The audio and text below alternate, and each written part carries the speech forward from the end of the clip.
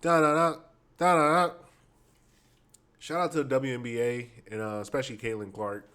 You are the gift that keeps on giving. So, you know what's funny? There's always been this lesson or like this saying in life that like some people just don't know how to keep a gift. Like they get a gift, they get a break in life, they get something good that happens to them, they just fuck up a good thing. And that's essentially the WNBA's brass in like a nutshell. They were gifted, gifted this random girl from Iowa who could shoot the lights out, kind of play like Steph Curry, revitalize women's sports. Revitalize basketball. It got people like me who have never watched a WNBA game in my life actually sit back and read the scores and kind of see what's going on in the WNBA. Like, people around the world are finally paying attention to this terrible product known as Women's National Basketball Association. And instead of embracing the young lady and helping her grow the league and using her stardom to basically promote other players and other stars so other people can become well known, what they choose to do is basically block her out. They are essentially blocking her out of the paint and keeping her from pretty much shining as best as they can. And for some reason, the USA Basketball Association for Women's Basketball for the Olympics decided that it is not a smart idea to bring Caitlin Clark onto the team. And here's the craziest part, because if they were smart, because this is why you can tell the people are just dumb that run the league. If they were smart, they would simply say she's not good enough. There's some other players that are well deserved that have put in time and tenure to be able to make the team. But no, that is not what they have said. What they have done is pretty much out of pure spite. Their logical reasoning is because Caitlin Clark is so popular and has millions of fans, they are not sure how the fans will react to her limited playing time due to the all-star team that they have assembled for the Olympics. Let me rephrase that one more time. Let me put this in layman terms. She's so popular that because she brings people to watch our games who nobody ever watches because nobody cares about women's basketball because it's never been popular. It is still not popular. There's only one person bringing the shine to it.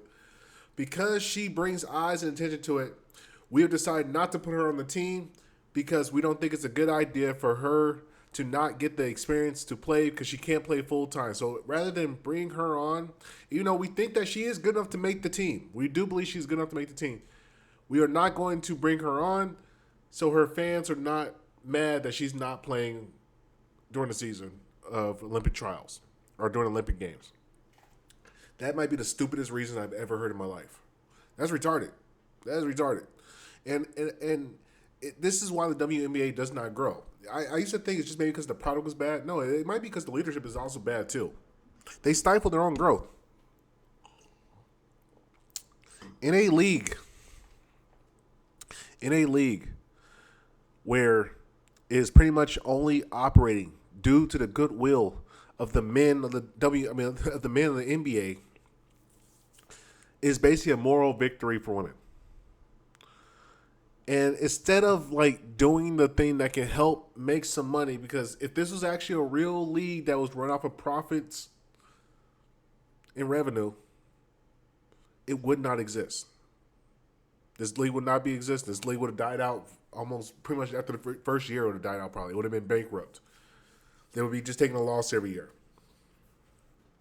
So now they finally have somebody who can not only play well, but also drive revenue. They hit the unicorn, as one might say.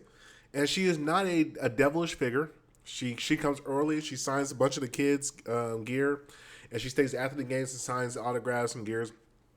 She's a model citizen. She doesn't cuss. She doesn't fight. She just goes and does her job. She tries to be a little kind and funny. And she just plays basketball very well. And she shoots the lights out. And she's entertaining to watch play. So instead of embracing the star that could be the saving grace of this terrible trash league, they come up with some just a dumb excuse. Just a dumb excuse. Because really, to be honest with you, it didn't even have to be explained. And this is where it kind of goes into women's spitefulness. Because if this was like a dude, if this was like a guys league, like when they kicked out what's his name, Isaiah Thompson, they just said Isaiah wasn't good enough to make the team. Back when the I guess the '92 Olympics with Jordan, where Jordan basically said, "Look, if Isaiah plays on the team, I'm not playing," and they basically made the brass say, "Look, Isaiah, you can't make the team." They didn't give any reasons or excuse. Like there was rumblings behind the scenes why Isaiah didn't play, but nobody came out and actually said it. They kept that shit under wraps because they knew the optics of somebody not making the team because of one person's vendetta against that guy is not a good look for the brass. We don't look strong like strong leadership. Even though we all know Michael is the one who runs the entire league, we would like to keep up the illusion that we at least have some say and some power over the players or whatever the hell's going on. These girls that run the WNBA Olympic Committee or the coaches or whoever the hell, they're so stupid and so enviable that instead of saying like she's a rookie, she's good, but we don't think she's good enough to play with these all-star players we got. No, they just say that she's not gonna get a lot of playing time because there are better people in front of her, despite her being a rookie. Which once again, that's a reasonable excuse if you just say, hey, she just couldn't make the team because she wasn't good enough to make the team. But no, instead we made this fucking retarded excuse, which is she cannot make the team because she has too many fans, and we don't want to see all her fans there, and she getting all this exposure when we deserve the exposure for being good at a sport that nobody cares to watch in a league that's not profitable. And that's just hilarious. Like when you really stop and think about it, like this is pure high school, middle school drama, mean girl club. And poor Caitlyn. Poor Caitlyn. I feel for her. Caitlyn doesn't deserve this. And really, and if we're going to keep it to some legal cases or in the legal realm, she might have a case. Seriously, though, she really might have a case for workplace harassment because she is being harassed and she's being unfairly treated in her workspace. This is a hostile workplace. Somebody call HR. And that'd be funny if Caitlin Clark sues the league, sues the WNBA, and they shut the league down because they can't afford to pay the settlement check.